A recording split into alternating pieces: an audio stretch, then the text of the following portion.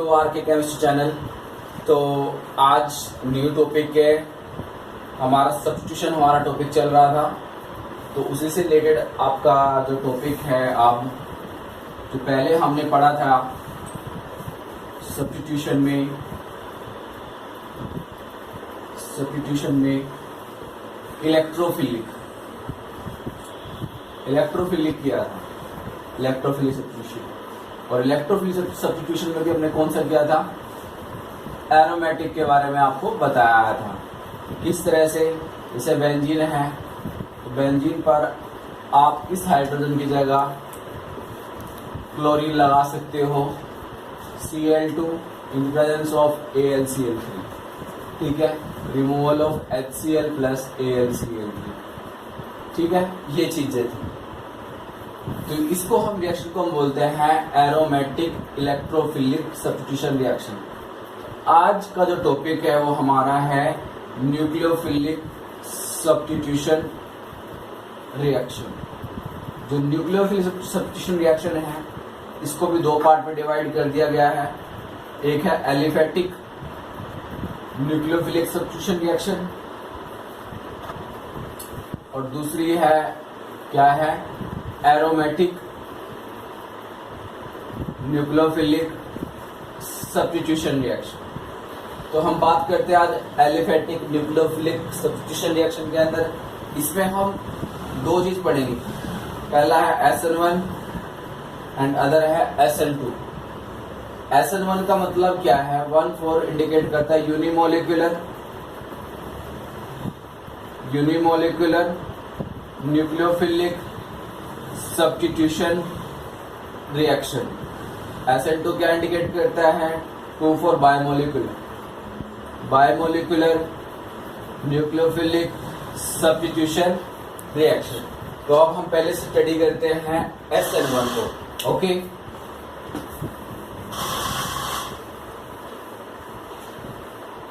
SN1 अभी मैंने क्या बताया आपको कि SN1 क्या होता है, यूनिमोलिकुलर है, यूनिमोलिकुलर रिएक्शन, ठीक है। इसकी जो रेट ऑफ रिएक्शन है, rate of reaction is directly proportional to the only concentration of the alkyl halide, ठीक है। अगर हम सब्स्टिट्यूशन की जनरल मैथ बताऊं इससे पहले आपको कि होता क्या है, आपके पास कोई भी एल्काइल हैलाइड होगा और यहाँ पर क्या होगा, न्यूक्लियोफाइल होगा। तो ये जो एल्काइल हैलाइड में जो ये X है इसको हम बोलते हैं ये गुड लिविंग ग्रुप होना चाहिए, लिविंग ग्रुप होना चाहिए। और लिविंग ग्रुप जितना गुड होगा उतनी जल्दी क्या होगी, आपकी रिएक्शन फास्ट होगी। जैसे सपोज करो आपके पास एक RF, RCl, RBr और RI है, इन तीनों में आपको एक ही सेम टाइप का न्यूक्लियोफाइल डाला गया, तो इसमें रेट ऑफ रिएक्शन किसके अंदर फास्ट होगी, RI के अंदर। क्योंकि RI जो है आपका गुड लिविंग ग्रुप है, वो किस बेस पे हुआ, क्योंकि इनके बीच में जो इलेक्ट्रोनेगेटिव डिफरेंस है वो खत्म हो जाता है, ठीक है। तो एक तरह से साइज भी बड़ा है, जैसे R का साइज ये हो गया और I का साइज बड़ा हो गया, तो बॉन्ड लेंथ, जो बॉन्ड इनके बीच का जो होता है वो इजी से क्लीव हो जाता है। क्लियर हुआ? तो ऑर्डर क्या आएगा इसका, RI, RBr, RCl, R, ये उनका ऑर्डर ऑफ रिएक्टिविटी होता है किसका, एल्काइल हैलाइड टुवर्ड्स किसकी तरफ, न्यूक्लियोफिलिक सब्स्टिट्यूशन रिएक्शन, ठीक है। तो इसमें जनरली प्रोडक्ट क्या बनेगा, RX में को न्यूक्लियोफाइल क्या करेगा, इस पे R पे अटैक करेगा और क्या बना देगा, RNU बनाएगा। प्लस में आपका क्या निकल जाएगा, X नेगेटिव। जो ये X नेगेटिव निकलता है इसको हम टर्म में बोलते हैं न्यूक्लियोफ्यूज, ठीक है। क्लियर हुआ? यहाँ पर एक चीज हो रही है कि यहाँ पे RX में ये बॉन्ड क्यों क्लीव हुआ, क्योंकि यहाँ पे जो R है आपका और ये X है, इनमें पोलैरिटी है। क्या है, पोलैरिटी है।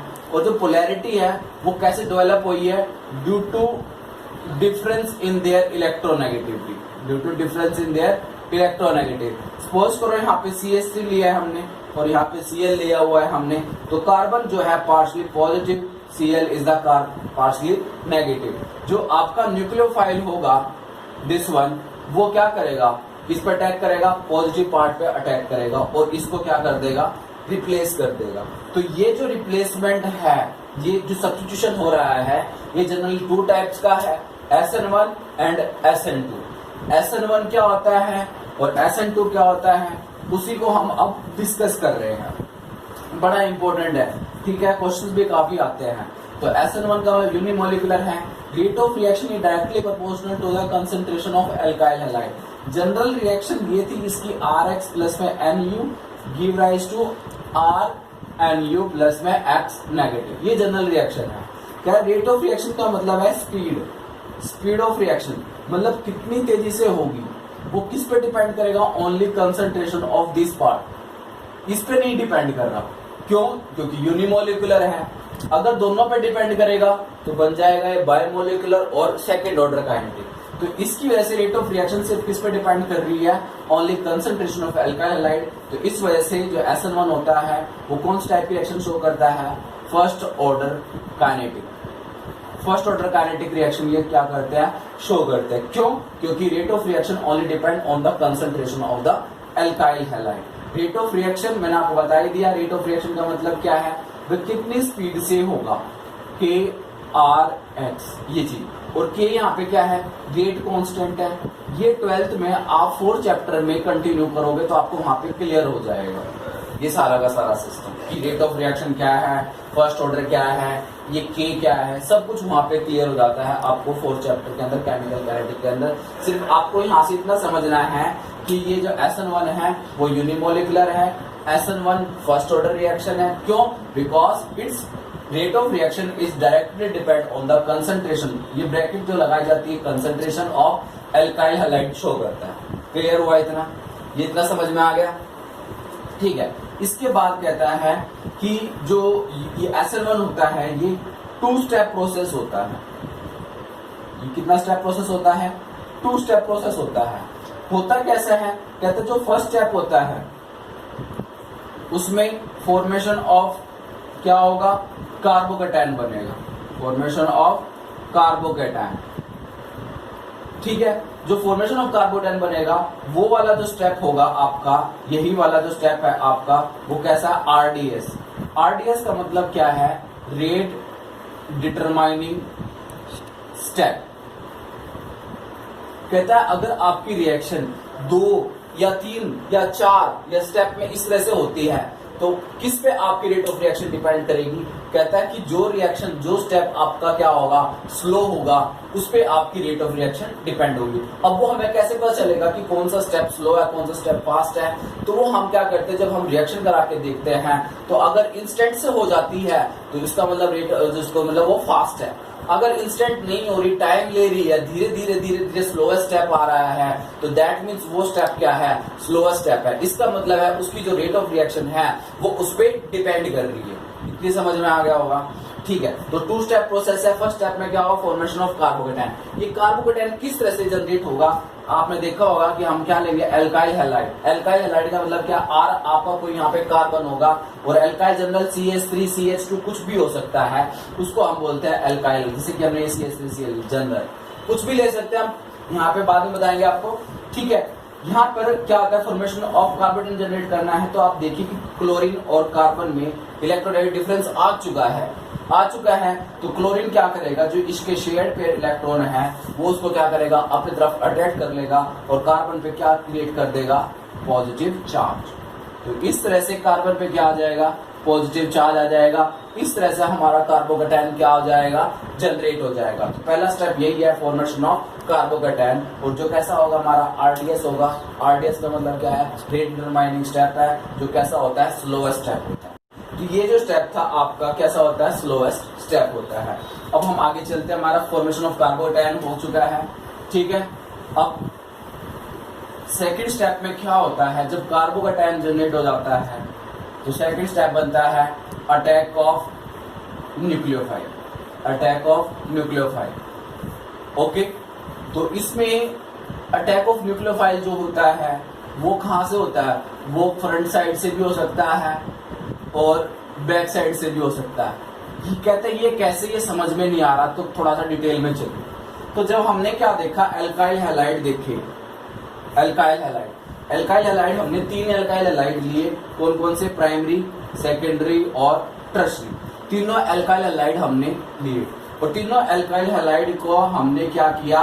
कार्बोकैटायन जनरेट किया। तीनों एल्काइल हैलाइड का हमने क्या किया? कार्बोकैटायन जनरेट किया। ठीक है, जो तीनों एल्काइल हैलाइड का हमने कार्बोकैटायन जनरेट किया, तो सब आपको पता ही है कि कार्बोकैटायन जो स्टेबिलिटी ऑर्डर है वो किस पे सबसे ज्यादा होता है? आपको पता ही है ऑर्डर क्या है? टर्शरी, सेकेंडरी और प्राइमरी। ये ऑर्डर होता है किसका? कार्बोकैटायन का। तो आप मुझे बताइए, अगर हम 3 एल्काइल हैलाइड लेंगे तो सबसे पहले कार्बोकैटायन किस में जनरेट होगा? प्राइमरी में, सेकेंडरी में या टर्शरी में? किस में जनरेट होगा? टर्शरी में जनरेट होगा। क्यों जनरेट होगा? क्योंकि वो क्या, कार्बोकैटायन क्या है? स्टेबल है। वो कैसे स्टेबल है वो भी हम देखते हैं, वो भी हमने पढ़ा हुआ है काफी। तो पहला फर्स्ट स्टेप ये हुआ, ये आपका टर्शरी एल्काइल हैलाइड है। ठीक है, तो टर्शरी एल्काइल हैलाइड किस में कन्वर्ट होता है? आपके कार्बोकैटायन में जनरेट हो जाता है। कैसे? देखिए, वही क्लोरीन है। क्लोरीन, ये जो कार्बन और Cl में क्या आ गया? पोलैरिटी डिफरेंस आ गया, इलेक्ट्रॉनिक ज्यादा है, तो क्लोरीन ऐसे बॉन्ड को लेकर क्लीव हो जाएगा। तो आप देखते होंगे क्या कि कार्बोकैटायन वो किस में कन्वर्ट हो जाता है? इस तरह से। ये क्या चीज है? ये क्या सिस्टम है? देख लेते हैं, बता देते हैं आपको। कहता है कि पहले जो एक एल्काइल हैलाइड के अंदर जो कार्बन था वो कहता है sp3 हाइब्रिडाइज था। sp3 हाइब्रिडाइज का मतलब क्या है? टेट्राहेड्रल स्ट्रक्चर था। टेट्राहेड्रल स्ट्रक्चर का कैसा होता है? इस तरह से होता है बेटा, इस तरह से। कहते हैं जिसके 2 एटम तो क्या होंगे? प्लेन के अंदर होंगे। एक एटम कहाँ होगा? अबव द प्लेन होगा, और दूसरा एटम क्या होगा? बिलो द प्लेन होगा। तो उसके स्ट्रक्चर को हम बोलते हैं टेट्राहेड्रल स्ट्रक्चर बोलते हैं। तो ओके, तो कहता है कि पहले कार्बन की जो स्टेज थी वो sp3 हाइब्रिडाइज थी। आफ्टर रिमूवल ऑफ प्रोटॉन, अब कार्बन किस में जनरेट हो गया? sp2 में। कुछ बच्चों को समझ में नहीं आया कैसे? बेटा मैंने आपको बताया था, जब भी आप ऑर्गेनिक केमिस्ट्री पढ़ते हो, ऑर्गेनिक केमिस्ट्री के अंदर सिर्फ आप सिग्मा बॉन्ड काउंट करके जनरल उस कार्बन की हाइब्रिडाइजेशन फाउंड कर सकते हो। तो ये carbon sigma sigma sigma sigma 4 sigma है, that's why it's a sp3 hybridize. Here 3 sigma 1 2 3, तो इस वजह से क्या है? ये sp2 हाइब्रिडाइज। जो sp2 हाइब्रिडाइज होती है उसकी शेप क्या हो जाती है? Triangular planar. क्या हो जाती है? Triangular planar. तो अब ये जो तीनों के तीनों इसके एटम कहाँ आ चुके हैं? अब बेटा अब वो प्लेन में आ चुके हैं, जबकि इसके अंदर जब स्ट्रक्चर देखिएगा इसकी 3D में, इसके सिर्फ 2 ही एटम क्या थे? प्लेन के अंदर था, और एक एटम कहाँ था? अबव द प्लेन, और एक एटम कहाँ था? बिलो द प्लेन था। बट जैसे ही क्लोरीन का रिमूवल हो गया तो आपका एल्काइल हैलाइड किस में कन्वर्ट हो गया? sp2 हाइब्रिडाइज, जिसकी स्ट्रक्चर बनती है ट्रायंगुलर प्लेनर बनती है। तो ये इसका क्या हुआ? फर्स्ट स्टेप बोल सकते हो, फॉर्मेशन ऑफ कार्बोकैटायन। सेकंड में जब मैंने बताया कि attack of nucleophile front side और बैक साइड, इसका मतलब क्या है? तो अब ये देखते हैं हम। अभी आपने फर्स्ट स्टेप देखा क्या कि आपका कार्बोकैटायन जनरेट हुआ, और कार्बोकैटायन कैसा जनरेट हुआ बेटा? प्लेनर।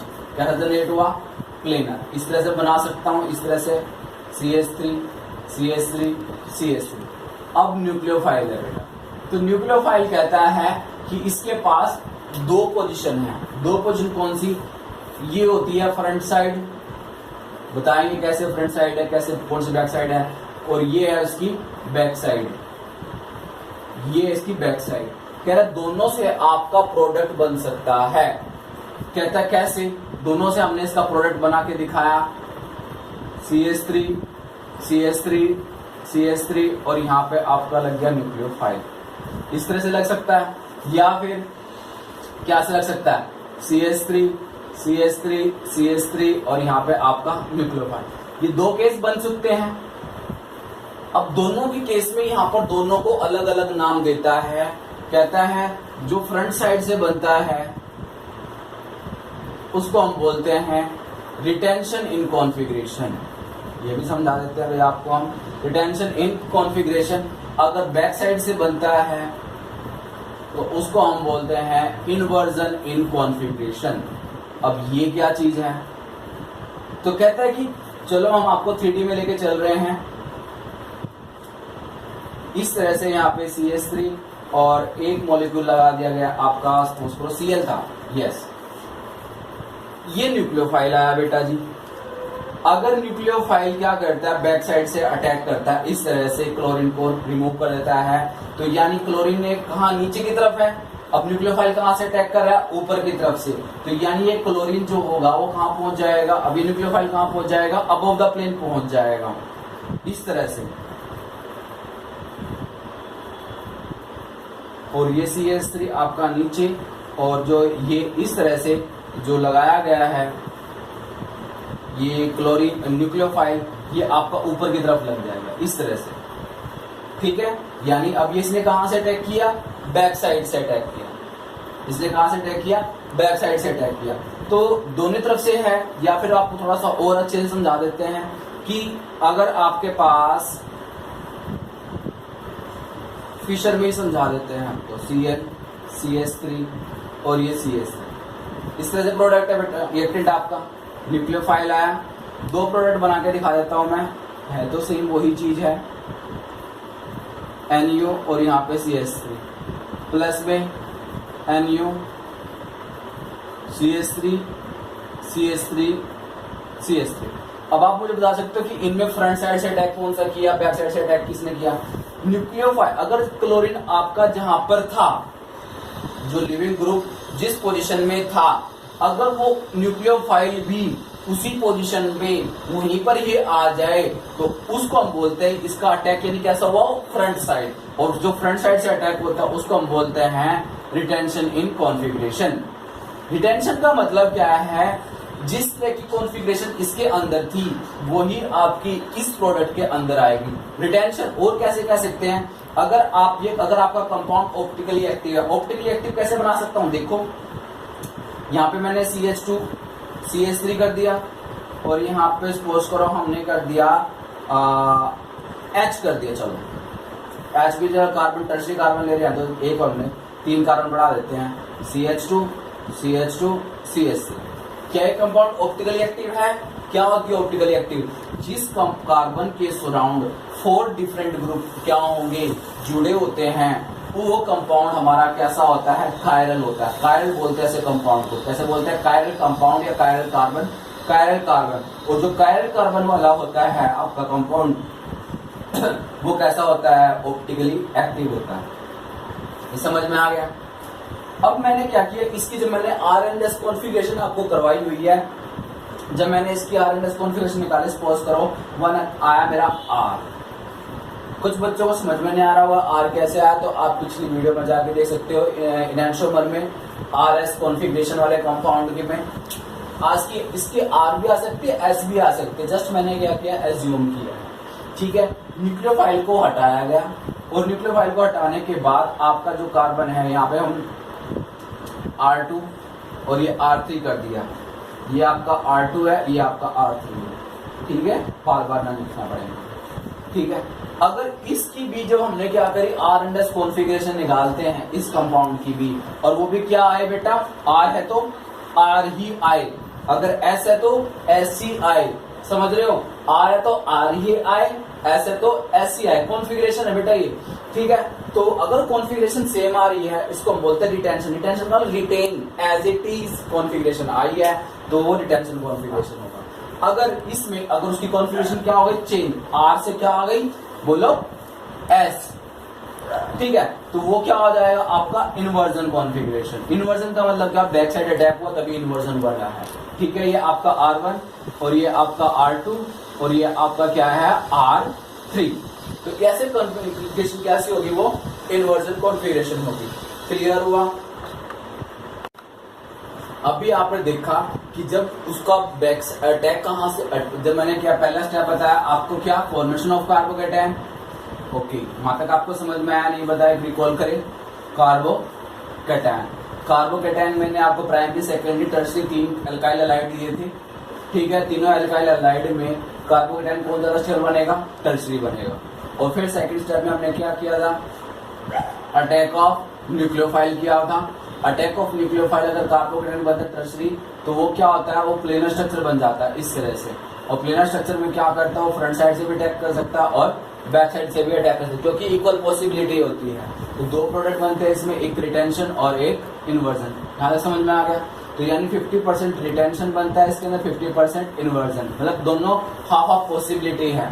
पर ऐसे जिसके अंदर दोनों पॉसिबिलिटी आती है इक्वल अमाउंट के अंदर, ऐसे प्रोडक्ट को हम बोलते हैं रेसिमिक मिक्सचर। रेसिमिक मिक्सचर समझ में आया? रेसिमिक मिक्सचर क्या होता है? जिसके अंदर क्या हो, equal amount of retention and inversion configuration के जो दो प्रोडक्ट होते हैं उनके जो मिक्सचर बनता है उसको हम बोलते हैं रेसिमिक मिक्सचर। और जो रेसिमिक मिक्सचर बनता है, जो प्रोसेस होता है उसको हम बोलते हैं रेसिमाइजेशन। रेसिमाइजेशन क्लियर हुआ? तो रेसिमाइजेशन क्या हुआ? That phenomena in which both retention and inversion configurations product are obtained is known as a racemization, and formation of that compound या that mixture is known as a racemic mixture। Clear हुआ? जो racemic mixture होता है, जो racemisation होता है, overall जो conclusion आता है इन दोनों प्रोडक्ट का, वो क्या होता है? ऑप्टिकली इनएक्टिव होता है। अब ये ऑप्टिकली इनएक्टिव कैसा होता है? कहता है कि बेटा कि एक बार तो ये क्या कर रहा है, ये क्लॉकवाइज रोटेट कर रहा है ना? ये रिटेंशन में क्या होगा? क्लॉकवाइज रोटेट कर रहा है, सपोज करो। और इन्वर्जन में क्या होगा? वो एंटी क्लॉकवाइज क्या करेगा? रोटेट करेगा।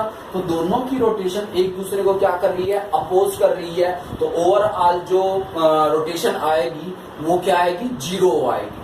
अगर रोटेशन ओवरऑल जीरो आ रही है, इसका मतलब कंपाउंड क्या कर रहा है? वो ऑप्टिकल इनएक्टिव हो चुका है। क्लियर? डन। इसके बाद आपको समझ में आ गया है। इसके बाद अगर हम बात करें किसकी? Order of reactivity. ठीक है, वो मैंने बता चुका हूं आपको, फिर भी मैं बता देता हूं क्या क्या आएगा। टर्सरी एल्काइल हैलाइड सबसे ज्यादा, अगर आपके पास 3 एल्काइल हैलाइड है, प्राइमरी सेकेंडरी टर्सरी, तो उनमें सबसे ज्यादा स्टेबल कौन होगा? Tertiary carbocation. आप जो कार्बोकेटाइन देखोगे अगर आपके पास, तो ऑर्डर आप लिख सकते हो। पहला है बेंजाइलिक कार्बोकेटाइन, ठीक है। उसके बाद आपका टर्सरी एलाइलिक, फिर सेकेंडरी एलाइलिक, और फिर क्या है? ये प्राइमरी एलाइलिक। और उसके बाद आपका जो है टर्सरी कार्बोकेटाइन, सेकेंडरी कार्बोकेटाइन और प्राइमरी कार्बोकेटाइन, और फिर सिंपल आपका CH3 यानी मिथाइल हैलाइड जो भी है। ये है। समझ में नहीं आया होगा कैसे क्या और कैसे यूज होएगा इसका। सपोज करो आपको ऐसे दे रखा है,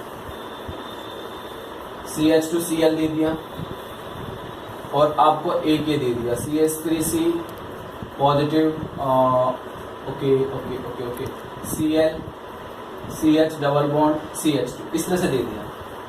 तो यहाँ पर क्या किया और पूछा कि दोनों में से SN1 फास्टर कौन सा जाएगा, ये पूछेगा। SN1 में क्या देखा जाता है, आपके माइंड में आना चाहिए। SN1 में 2 स्टेप प्रोसेस होता है, जिसमें फर्स्ट स्टेप में कार्बोटाइन बनता है। आप उसके थ्रू जाओगे तो आप देखोगे कार्बोटाइन सबसे ज्यादा स्टेबल कौन से बन रहा है, तो आपको ऑर्डर ये माइंड में रखना है। तो ये जो बेंजीन के ऊपर CH2 जुड़ा होता है, इसको हम बोलते हैं बेटा बेंजाइलिक हैलाइड। बेंजाइलिक क्लियर है?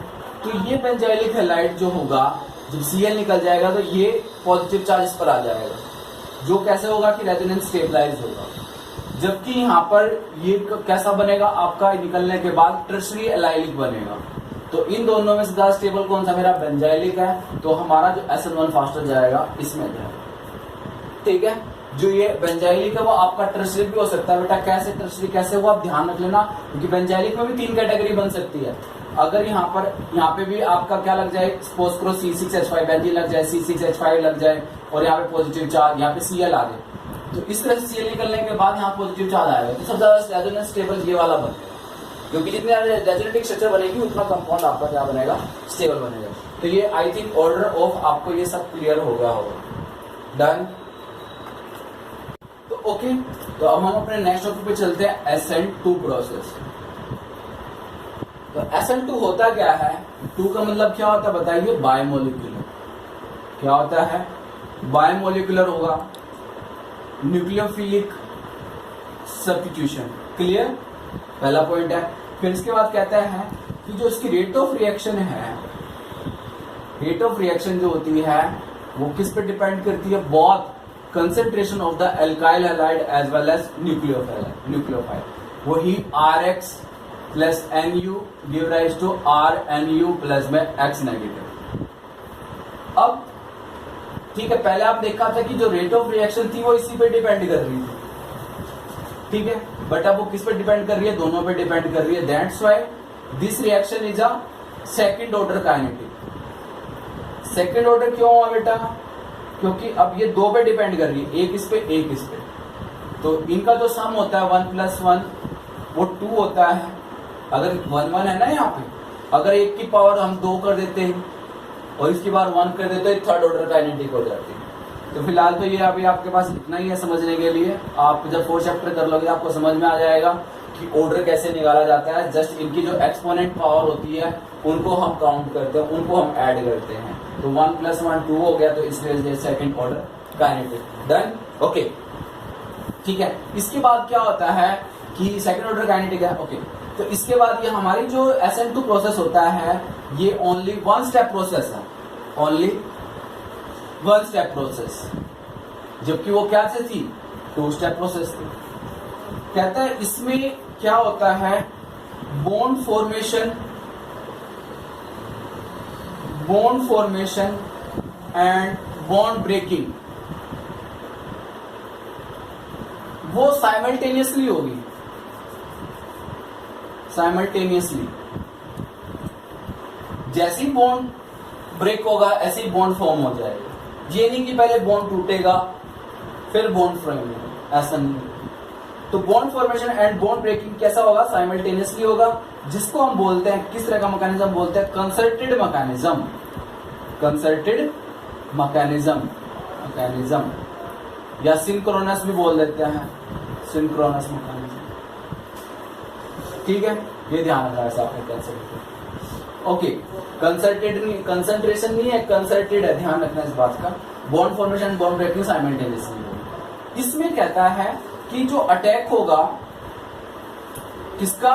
न्यूक्लियोफाइल का, वो कहां से होगा? ओनली बैक साइड से होगा, ओनली बैक साइड से होगा। तो जिस वजह से बैक साइड से अटैक होता है तो प्रोडक्ट कैसा बनेगा? इन्वर्जन कॉन्फ़िगरेशन का बनेगा। यानी इसमें मोस्टली चांसेस किसके रहते हैं? इन्वर्जन के रहते हैं, इसमें रिटेंशन के चांसेस नहीं होते। ऐसा क्यों नहीं होता? क्योंकि फ्रंट साइड पे, जो फ्रंट साइड होती है उसकी, आपके एल्काइल हैलाइड की, वहां पर क्या होता है? स्टीरिक रिपल्शन होता है। ये क्या होता है? चलो पहले मैं इन पॉइंट्स को क्लियर करने पे आ जाता हूं। मैंने आपको इस पॉइंट को क्लियर कर दिया कि जो रेट ऑफ रिएक्शन है सेकंड ऑर्डर कैसे है, क्योंकि दोनों पे डिपेंड कर रही है। थर्ड पे आता ओनली 1 स्टेप प्रोसेस है, कैसे? तो उसको हम थोड़ा सा एक्सप्लेन करते हैं। ये पॉइंट्स आपको माइंड में रखने हैं, क्लियर? तो इन पॉइंट्स को हम क्लियर करते हैं, सारे के सारे पॉइंट्स को। कहता है कि हमने क्या किए? तीनों एल्काइल हैलाइड लिए, प्राइमरी भी लिया और सेकेंडरी भी लिया, जैसे कि हमने उसमें SN1 भी लिया था, और टर्शरी भी लिया, क्लियर? हमने क्या किया? एल्काइल हैलाइड उठाया, फर्स्ट CH3X, और इसके अंदर न्यूक्लियोफाइल डाला। अब बात आती है कि जो न्यूक्लियोफाइल है क्या इस पर अटैक कर सकता है फ्रंट साइड से? फ्रंट साइड से नहीं करेगा। क्यों नहीं करेगा? क्योंकि जब वो आता है तो यहाँ पे जो X का जो न्यूक्लियोफाइल है उसका इलेक्ट्रॉन क्लाउड जो होता है, ये भी देखो न्यूक्लियोफाइल जो होता है उसके पास lone pair with negative charge है, और जो यहाँ पे लगा हुआ है उसके पास भी क्या है? लोन पेयर है।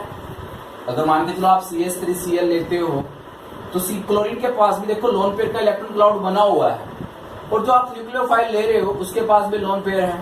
तो क्या वो फ्रंट साइड से आने की कोशिश करेगा? नहीं करेगा। क्यों? क्योंकि इन दोनों में इलेक्ट्रॉनिक रिपल्सन हो जाएगा। क्या हो जाएगा? इलेक्ट्रॉनिक रिपल्सन हो जाएगा। अगर इलेक्ट्रॉनिक रिपल्सन हो गया तो ये मॉलिक्यूल दूर हो जाएगा। फिर ये क्या करता है? चोरी छिपे पीछे से आता है और किस पे अटैक करेगा? CH3 पे अटैक करेगा। जैसे ही ये क्या करता है? CH3 पे अटैक करने की कोशिश करता है, बॉन्ड फॉर्मेशन की कोशिश करेगा, इंस्टेंट बॉन्ड ब्रेक हो जाएगा। और आपको प्रोडक्ट क्या मिल जाएगा, Cl CH3 मिल जाएगा।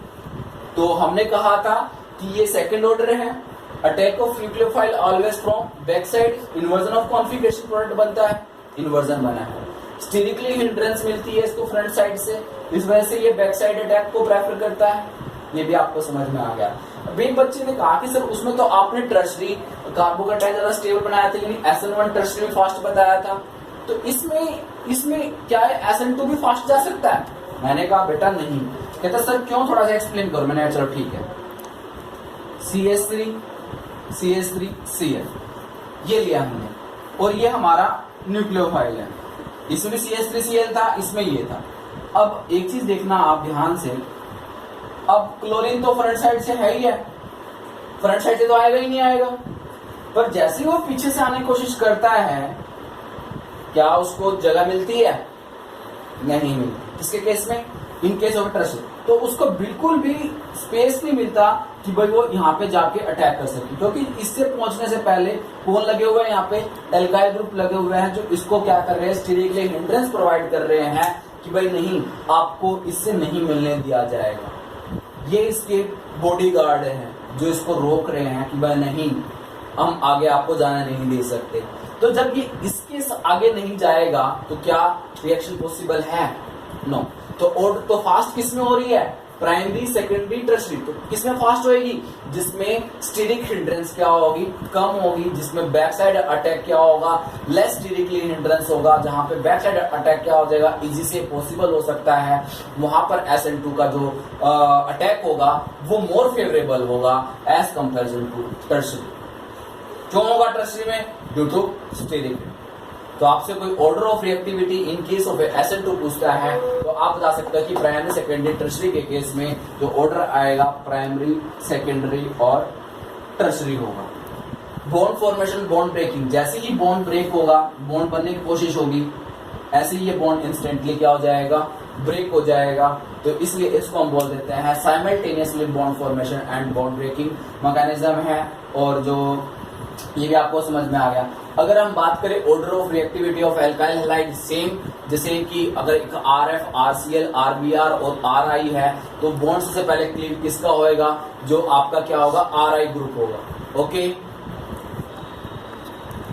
तो इसमें हमने अभी SN2 किया, तो SN2 का एक ऑर्डर ऑफ रिएक्टिविटी जस्ट देख लेते हैं। हाँ, इसमें अगर आपके पास क्या है, एक ही सिस्टम ही है, देखो भाई CH2 डबल बॉन्ड CH और CH2 Cl है, और एक आपके पास क्या है, CH3 CH2 Cl है।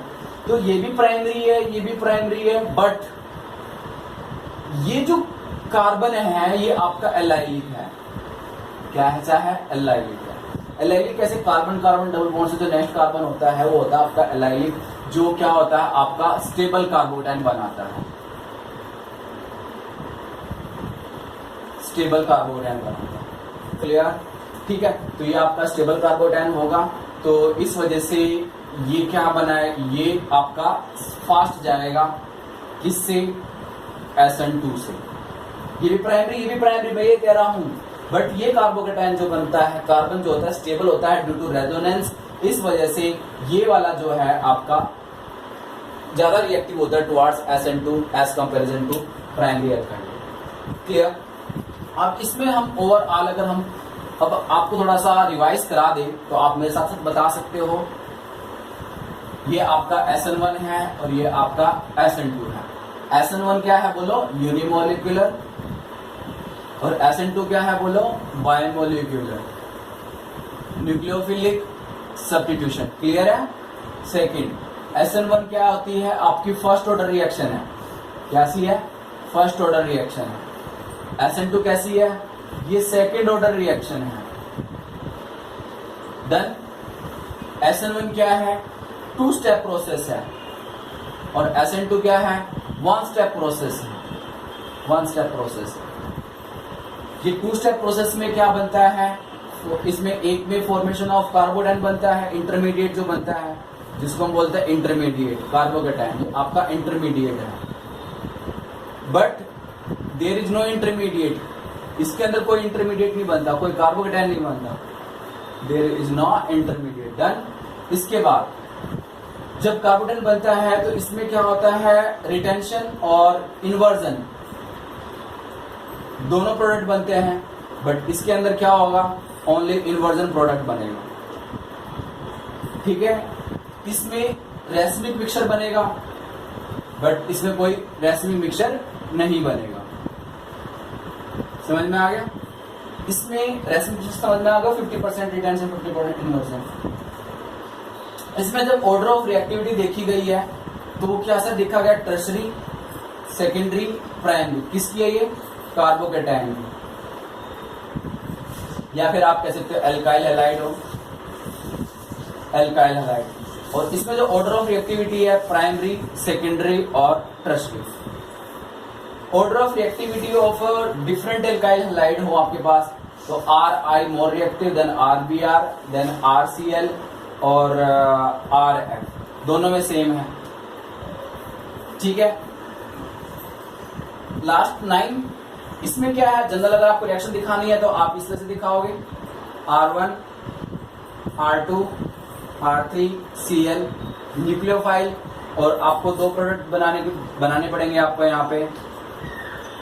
ठीक है, एक बैक साइड वाला और दूसरा फ्रंट साइड वाला, इस तरह से। और इसमें सिर्फ आपको क्या बनाना है, ओनली 1 प्रोडक्ट दिखाना है बना के, इस तरह से। तो दिस इज ऑल अबाउट आपका क्या है, SN1 एंड SN2। इससे रिलेटेड कुछ क्वेश्चंस हैं वो आपको सामने दिखा देता हूं मैं। देखो बच्चों, अब इसमें क्वेश्चन आया हुआ है कि आपने इन दोनों में बताना है कि SN1 से कौन सा फास्ट जाएगा। तो आपका माइंड जब भी SN1 पूछता है तो आपके माइंड में आना चाहिए टर्सरी, सेकेंडरी और प्राइमरी आना चाहिए। ओके, तो आपने देखा कि ये जो कार्बन है ये भी प्राइमरी है। ओके, ये कार्बन भी प्राइमरी है क्योंकि क्लोरीन एक ही कार्बन से जुड़ा हुआ है। फिर अब आप किसी तरफ मूव करोगे, दोनों में से ज्यादा स्टेबल कौन है, तो स्टेबल कौन सा बेटा, ये, क्योंकि ये क्या है आपका बेंजाइल बन चुका है। क्या बन चुका है, बेंजाइल, CH2 पॉजिटिव, तो ये ज्यादा स्टेबल है, तो इस वजह से ये SN1 से फास्ट जाएगा। डन। ठीक है, अब आपके पास ये 3 क्वेश्चन है, सॉरी 3-4 मॉलिक्यूल है, और आपसे पूछा कि SN1 से कौन फास्ट जाएगा या order of reactivity of SN1 लिखिए, तो क्या होगा। आपने क्वेश्चन देखना, Br को SN1 में क्या 2 स्टेप प्रोसेस होता है, कार्बोडाइन बनता है, तो आप Br को रिमूव कर दो। सब Br को रिमूव करने के बाद आपने देखना है सबसे ज्यादा स्टेबल कार्बोडाइन किसका है। सबसे ज्यादा स्टेबल जो कार्बोडाइन होगा वही इसका ऑर्डर बनेगा। ये आपका होमवर्क है, ध्यान रखना। ओके स्टूडेंट, ये आपका होमवर्क है। इस क्वेश्चन से या आपके कंसेप्ट से आपको पता चलेगा क्या कि आपको कितना समझ में आया है। अगर आप ये क्वेश्चंस करते हो, ठीक है, तो एक क्वेश्चन और दे देते हैं हम आपको। तो स्टूडेंट ये 2 क्वेश्चन और नोट कर लेना, ये आपके लिए है। ठीक है, तो थैंक यू। अगर आपको समझ में आया हुआ, कंसेप्ट क्लियर हुआ है, तो वीडियो को लाइक और सब्सक्राइब जरूर करें। ओके, और देखते रहिए RK केमिस्ट्री चैनल जब कभी भी टाइम लगेगा। Okay, bye.